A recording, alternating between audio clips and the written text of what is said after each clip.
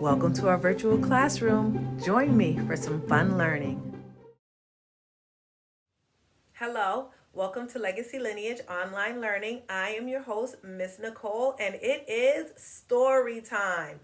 Happy Lunar New Year. That's what we're going to be talking about today. I want to take a second to just wish all those who celebrate the Lunar New Year a happy Lunar New Year. It is the year of the ox, and I am wearing my big red earrings because in China, when we read my Chinese New Year, we found out that red is a good color in their country. So, several Asian countries celebrate Lunar New Year. It's not just Chinese New Year. However, this story that is on Storytime was about a little girl in China and how her and her family celebrated Lunar New Year. I have a few other stories on Storytime that are all about Asian culture. We have One Leaf Rides the Wind, which is a really great, fun counting story. So if you want to count, you can find One Leaf Rides the Wind in our library. We have Tiki Tiki Timbo, which is one of my childhood favorites. I remember going to the library and having the librarian read this story to me. Tiki Tiki Timbo, No Rimbo, Cherry Berry Rucci, Pit Perry Pimbo. Wow, that's a tongue twister. If you want to find out more about Tiki Tiki Timbo, you can go back into the virtual library. It is with our Earth Day stories, and you can read Tiki Tiki Timbo or enjoy the read aloud of Tiki Tiki Timbo. Today, we are going to be reading another one of my favorite stories from childhood. This story is an old story, and I remember having a librarian read it to me. Now the name of it is The Seven Chinese Brothers. But when I was looking for this story to share it with you all, I wanted the original, and this one is only 5 Chinese brothers. So we're going to enjoy this story. Again, we are interrupting our Black History Month and stopping to include and celebrate and look at diversity. And that means celebrating others who are not like you. And so we're looking at the Lunar New Year, talking about this little girl who was Chinese and her experience in New Year, and now the 5 Chinese brothers. Are you ready to find out about these 5 Chinese brothers? I hope so. I'm excited to share this story with you. I am reading, look at me, look at me. Time to put the toys away and listen to what I say. 1, 2, 3, eyes on me. This is the front of the book. This is the back of the book. This is the spine. This is the spine. This is the front of the book. It tells us the name of the story, The 5 Chinese Brothers. This is the back of the book. It lets us know it's the end. And this is the spine. It holds the pages of the book together. What do I always say? Like the spine in your back holds your body together. All right, and as you can see, I have my nice Asian background here, so we can set the tone for Lunar New Year and the 5 Chinese brothers. Here we go. Here they're all standing. Can we count them? 1, 2, 3, 4, 5. And they live by the water, it looks like.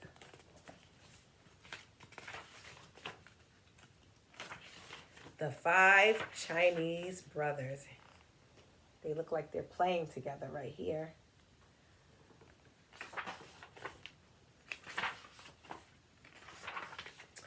Once upon a time, there were 5 Chinese brothers, and they all looked exactly alike.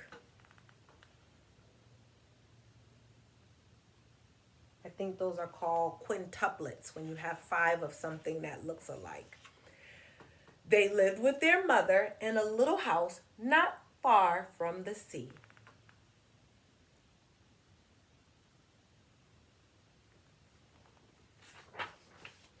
The first Chinese brother could swallow the sea. The second Chinese brother had an iron neck. The third Chinese brother could stretch and stretch and stretch his legs.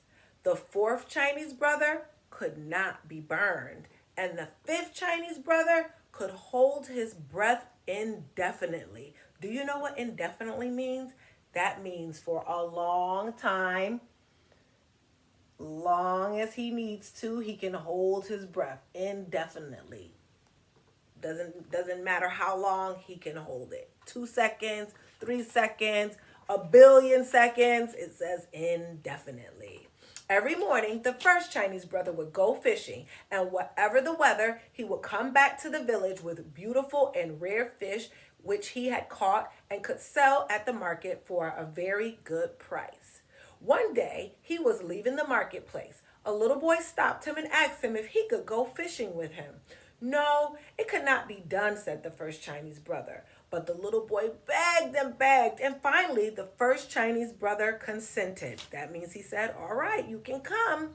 Under one condition, he said, and that is that you shall obey me promptly. So that means he has to listen and do what he is told right away, promptly. Yes, yes, the little boy promised.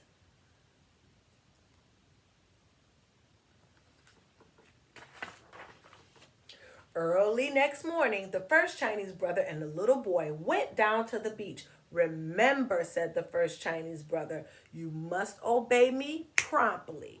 When I make a sign for you to come back, you must come back at once. Yes, yes, the little boy promised.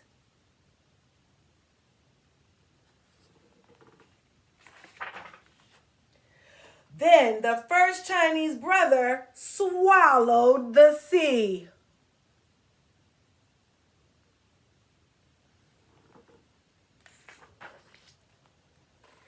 And all the fish were left high and dry at the bottom of the sea, and all the treasures of the sea lay uncovered. The little boy was delighted. He ran here and there, stuffing his pockets with strange pebbles, extraordinary shells, and a fantastic algae. So he found all kind of cool treasures. And look at the first Chinese brother. He is holding the sea. See all the fish down there? So maybe when he goes fishing, he just swallows the sea instead of using a fishing pole. Near the shore, the first Chinese brother gathered some fish while he kept holding the sea in his mouth.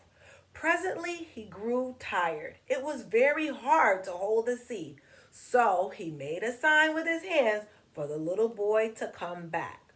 The little boy saw him, but paid no attention. Uh-oh. I thought the little boy promised to come back to promptly obey. What do you think is going to happen if he's holding his breath and the little boy's not listening, but he's getting tired? Uh-oh. Oh, it looks like he's really trying to hold his breath so that the little boy has a chance to listen and come back. The first Chinese brother made great movements with his arms that meant come back. But did the little boy care? Not a bit. He ran further away. Then the first Chinese brother felt the sea swelling inside him, and he made desperate gestures to call the little boy back. But the little boy made faces at him and fled as fast as he could. Uh-oh. The first Chinese brother held the sea until he thought he was going to burst. All of a sudden, the sea forced its way out of his mouth, went back to its bed, and the little boy disappeared. Uh-oh. When the first Chinese brother returned to the village alone, he was arrested, put in prison, tried, and condemned to have his head cut off. Oh my goodness, he's going to get in trouble for it. A little boy disappearing into the ocean. On the morning of the execution, he said to the judge, Your Honor, will you allow me to go and bid my mother goodbye? It is only fair, said the judge. So the first Chinese brother went home, and the second Chinese brother came back in his place. Do you remember what the second Chinese brother's special thing was? Let's see. Maybe that's why he came back. All the people were assembled on the village square to witness the execution. The executioner shook his sword and struck a mighty blow. Oh no. But the second Chinese brother got up and smiled. He was the one with the iron neck, and they simply could not cut his head off. Oh, thank goodness. Everybody was angry, and they decided that he should be drowned. Oh, all of this trouble because the little boy didn't listen. If you've ever heard me read Tiki Tiki Timbo, you know that there was a lot of trouble in this story too, because Tiki Tiki Timbo didn't listen either. Let's see what happens. On the morning of the execution, the second Chinese brother said to the judge, "Your Honor, will you allow me to go bid my mother goodbye?" "It's only fair," said the judge, and the second Chinese brother went home. And the third Chinese brother came back in his place. He was pushed on a boat which made for the open sea. Do you remember what the third Chinese brother could do? When they were far out into the ocean, the third Chinese brother was thrown overboard.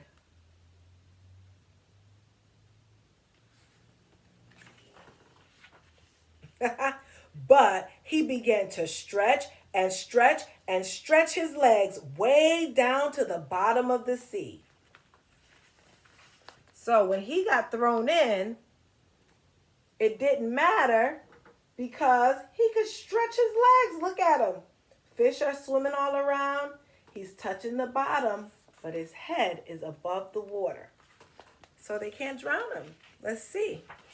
All the time he was smiling and bobbing up and down on the crest of the waves. He simply could not be drowned. Everybody was very angry, and they decided he should be burned. Uh-oh. On the morning of the execution, what happened? The third Chinese brother said to the judge, "Your Honor, will you allow me to go and bid my mother goodbye?" "It is only fair," said the judge. So the third Chinese brother went home, and the fourth Chinese brother came back in his place.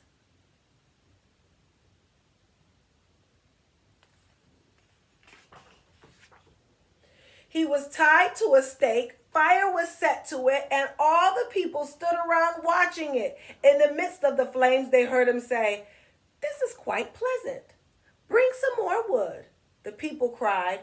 The fire roared higher. Now it was quite comfortable, said the fourth Chinese brother, for he was the one who could what? Not be burned. Everybody was getting more and more angry every minute, and they all decided to smother him. Oh my goodness. All of this because the little boy who went fishing didn't listen. On the morning of the execution, what happened? The fourth Chinese brother said to the judge, "May I go and bid my mother goodbye, Your Honor?" "It is only fair," said the judge. So the fourth Chinese brother went home, and the fifth Chinese brother came back in his place. A large brick oven had been built on the village square, and it had been all stuffed with whipped cream. Whipped cream, wow. The fifth Chinese brother was shoveled into the oven right in the middle of the cream. The door was shut tight, and everybody sat around and waited. But do you remember what his power is? What's special about him? They are not going to be tricked again. So they stayed there all night and even a little after dawn just to make sure. Uh-oh. But we know something, right? We know that it's not going to work because what? The fifth brother can't be burned. They opened the door to pull him out, and he shook himself and said, "My, that was a good sleep." Everybody stared open-mouthed and round-eyed. But the judge stepped forward and said, "We have tried to get rid of you in every possible way, and somehow it cannot be done. It must be that you are innocent." That means he didn't do anything wrong. "Yes, yes," shouted all the people. So they let him go and he went home.